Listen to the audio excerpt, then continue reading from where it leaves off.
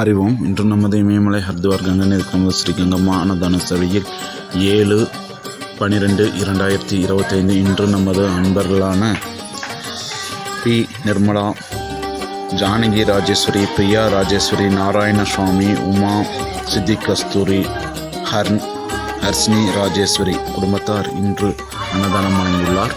மேலும் அவர் குடும்பத்தில் அனைவரும் சீரும் சிறப்புமாக நமது கங்கை நதிக்கு சாது சமைச்சு பிரார்த்திக்கிறோம்.